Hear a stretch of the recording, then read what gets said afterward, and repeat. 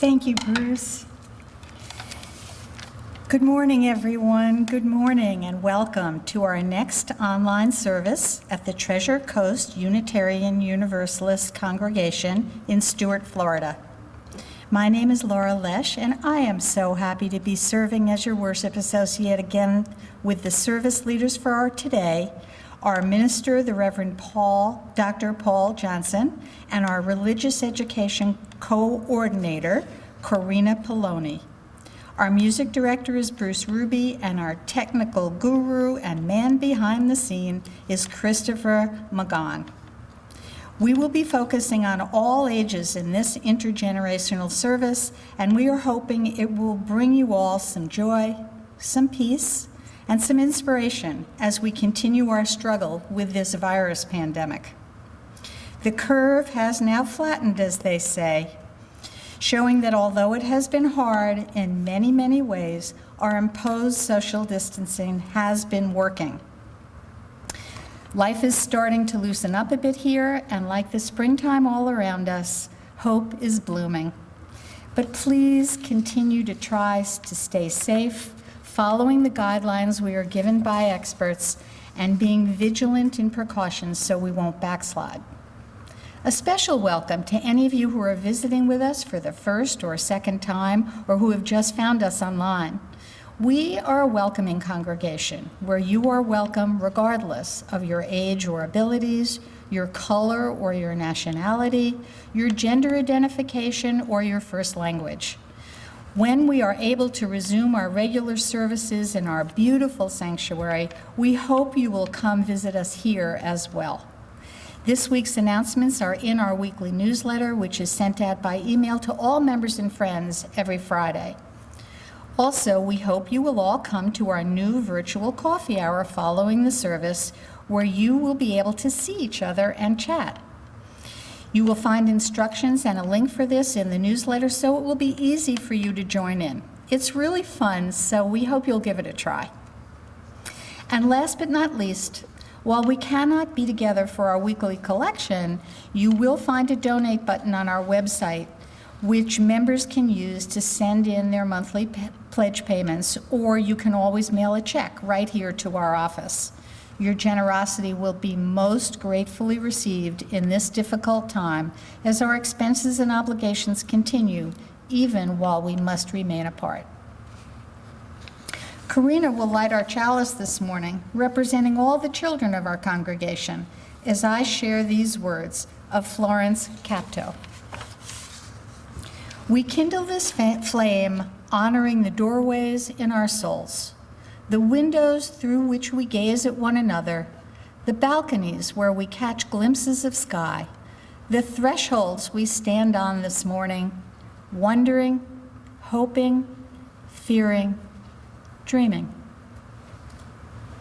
Please join in now from wherever you are in singing with us hymn number 361, Enter, Rejoice, and Come In. We'll do the first three verses.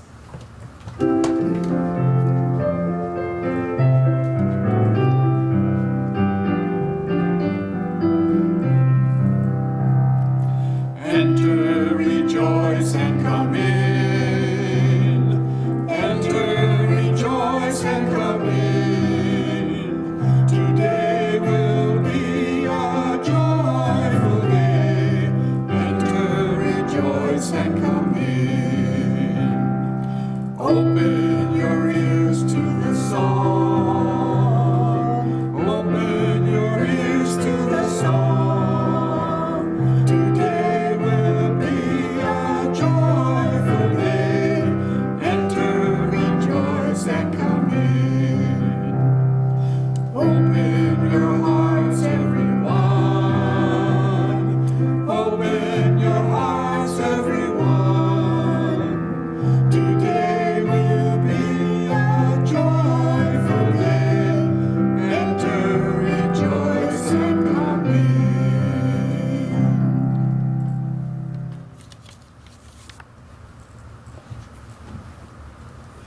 Love is the spirit of this church, and spirit is its law. This is our great covenant, to dwell together in peace, to seek the truth in love, and to help one another.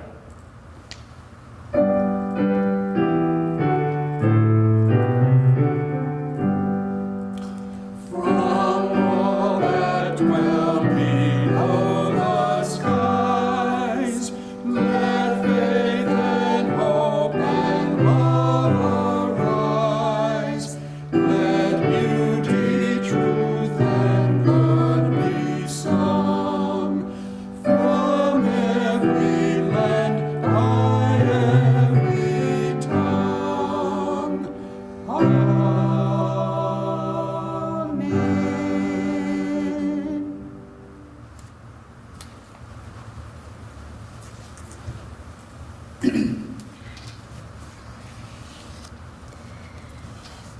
Hi, and thank you, Laura, for your welcoming words, which preface perfectly the story that I will be sharing with you this service. Our current pandemic is not the first in history. Humans have endured outbreaks of serious illness in the past. Global travel and our transportation systems can let disease spread more easily. But we have many advantages over those who have experienced pandemics in the past. Technological advances and scientific understanding are a boon to our global community at this time. Today's story is about a family that survived the flu pandemic of 1918. Originally, this story was told by Vanessa Shortbull, who heard it from her grandmother, Sadie Afraid of His Horses, Janice. The September of 1918, Sadie's grandmother, Nancy Poor Elk Red Cloud, set out with her children and grandchildren, to pick spuds in Nebraska. It was a 5-day wagon trip, but a good way to earn money and stock up on supplies for the winter. Sadie was one of the youngest grandkids on that trip. It was the end of October when they finished picking potatoes, and they heard of a real bad sickness and that they should be heading home. But as they packed for the return trip to Pine Ridge in South Dakota, some of them started to get sick too. They decided then to stay in Nebraska until they were all strong enough to travel. That meant that they would need supplies, so a few of the grandkids headed into town. Sadie at this time was only 7. She had to stay at the camp, but she was worried about her cousins, who didn't speak much English. But they made it back with the supplies, and they talked about the fallen soldiers who died in the war being brought home on the train. The Red Clouds got word that some of their family at Pine Ridge had caught the bad sickness, so they were anxious to get home. They broke camp, and Grandma Nancy drove.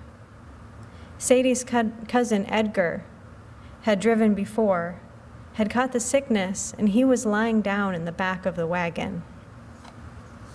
As they traveled, it started to rain.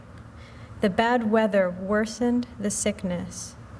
Fortunately, a farmer let them camp at his farm until the weather cleared.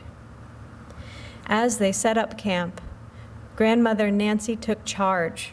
She told her family that everyone had to stay in their tents, and she took care of all of them. Each person had to have their own cups, and no one could share any personal items. She smudged every tent with sweetgrass and brought each family member food and medicine. Everyone on that trip survived. They even laughed about parts of it later. And from then on, Sadie enjoyed it that they all had their own personal items, like dishes and wash basins, and they didn't have to share them. Once they recovered and got back on the road to Pine Ridge, the family was able to stop for supplies, and they made it home by early November. Nancy Poor Elk Red Cloud applied methods of treatment, quarantine, and hygiene to prevent the spread of a deadly disease and save the lives of her family. Nancy's granddaughter Sadie survived to tell this tale to her own granddaughter Vanessa, and I was able to discover it on the cdc.gov website to share this abbreviated version with you today. And here, for those who'd like to have it, this is a little historical context. Sadie's father was Frank afraid of his horses, and so her grandfather was Young Man afraid of his horses. They were prominent Sioux leaders. This translation makes it sound like they were like scared of horses, but that's a mistranslation. Tasunka Koki Papi really means they fear even his horses, indicating such an accomplished warrior that the sight of just his horse would inspire fear in anyone who stood against him. Sadie's grandmother, Nancy Poor Elk Red Cloud, was married to Jackson Red Cloud, the son of Red Cloud, an important leader among the Oglala Lakota. If you would like the link to the original article, just ask me and I'll provide it for you. It has more detail. Until next time, thank you, and may we all be and stay safe, happy, and healthy.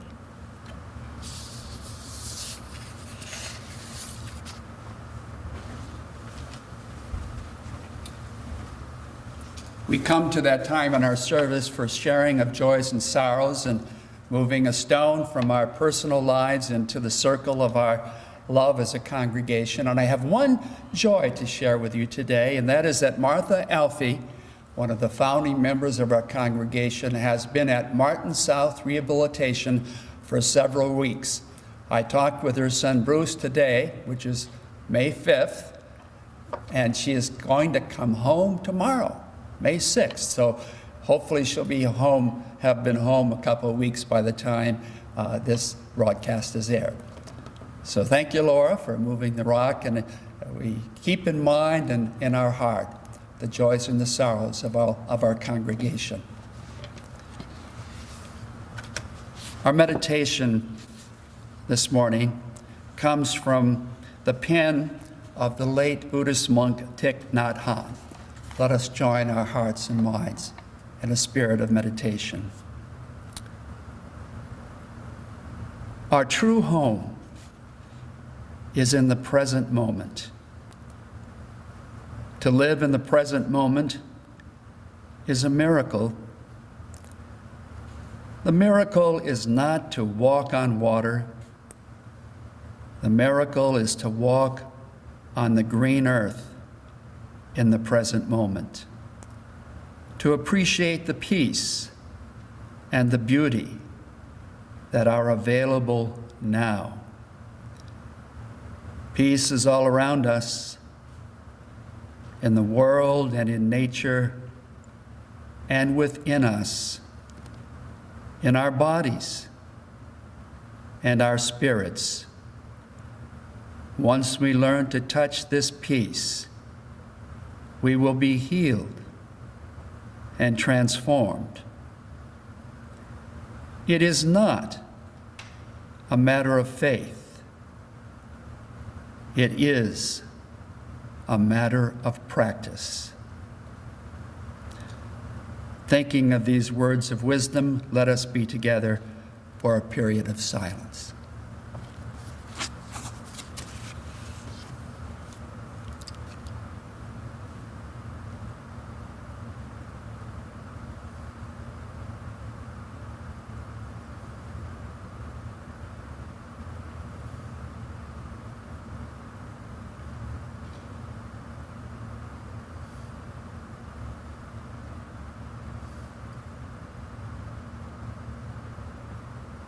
Amen.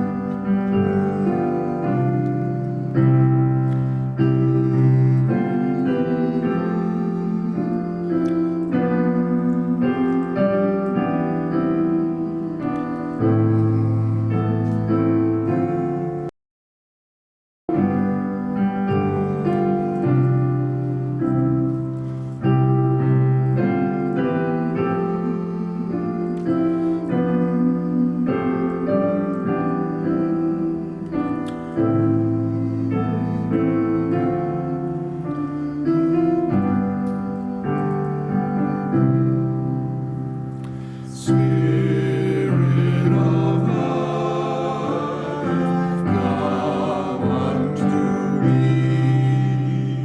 Sing in my heart all stirrings of compassion, blowing the wind,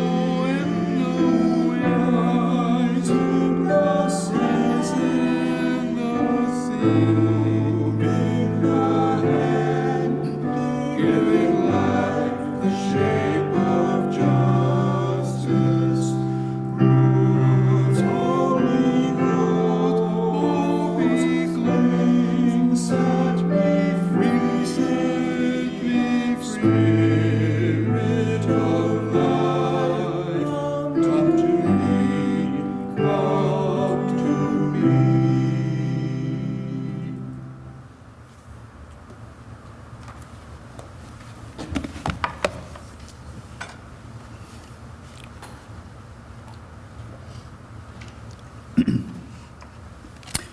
Most every year, from the time I was 4 years old until my high school years, our family went to Minnesota, to Minneapolis, every August for 2 weeks of vacation. We did this when we lived in western Michigan and also when we lived in southeastern Wisconsin. And it was something the whole family looked forward to because we got a chance to see our relatives, aunts and uncles, great aunts, great uncles, all of our grandparents, all of our cousins, and we'd have most every year a big family reunion, a picnic dinner in one of the beautiful parks in Minneapolis. But my brother Phil and Dan and I looked forward so much to going to Coma Park Zoo and also to the amusement park there, skewing up our courage to go on the roller coaster and the other rides. We had forays into Minneapolis and St. Paul, and then at least one day we would venture over to Wisconsin to visit the homestead of our great-grandparents when they came from Norway. But I think the thing we looked forward to the most was to going swimming in the beautiful lakes of Minneapolis. We'd go to Hiawatha Park or Lake Nokomis, and then just a half a block from my grandmother's place was a wading pool in a beautiful park. So most every day, our dad would take us to one of these lakes, and it was really a lot of fun. But one year, our parents said to us before we started off from Minneapolis, this year, you won't be able to go swimming at all. And we were very unhappy. Well, this is one of the greatest things of our vacation. Why can't we do this? And they said because of the polio epidemic.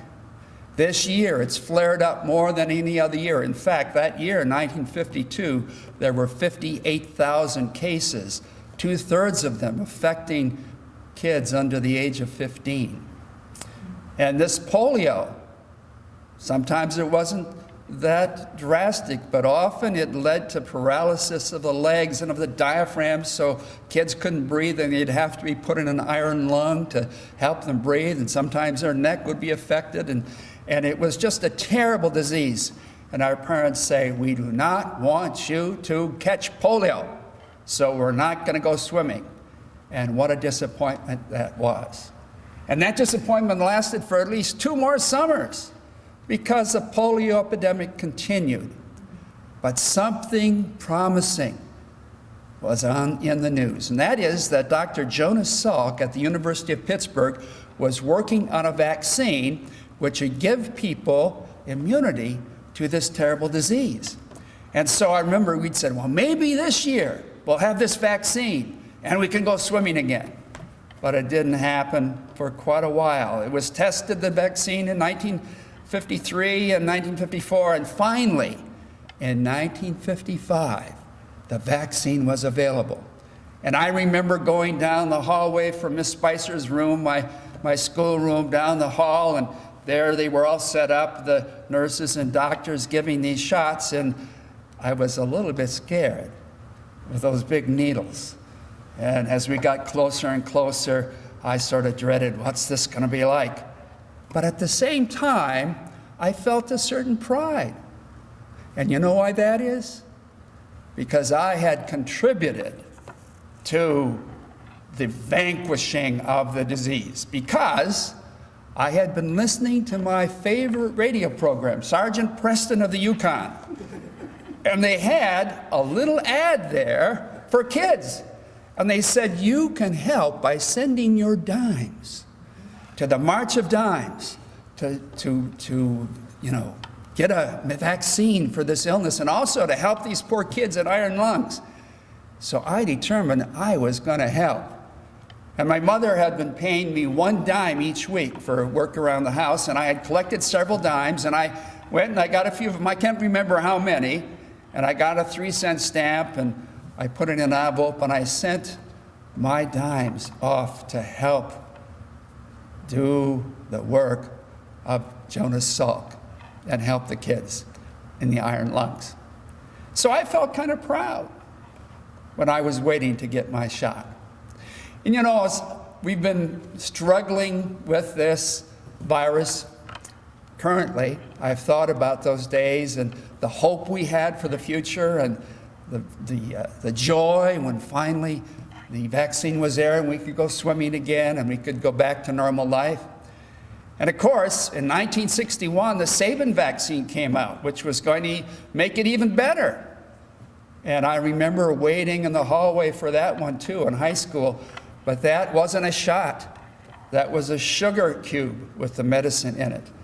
And so I've been free of polio my whole life, as almost everyone has. You know, there were 58,000 cases in 1952. By 1961, it had gone down to 192 cases, and then nothing. And throughout much of the world, polio has been conquered, thanks to human ingenuity and commitment, and even thanks to me for sending in those dimes to the March of Dimes. You know, I'm looking forward to the time when all of us, kids, young people, adults, can be back together here in our sanctuary again when this virus has been vanquished. But until then, I hope we're all washing our hands regularly, wearing a mask when we go out, and watching our social distancing so that we are at least 6 feet apart from people when we're out and about. So, here's to our future when the vaccine comes and we're back together again. So may it be. Our closing hymn is number 345 in our hymnal, one of my favorites. which we'll sing for you. And if you know it, sing along. With joy we claim the growing light.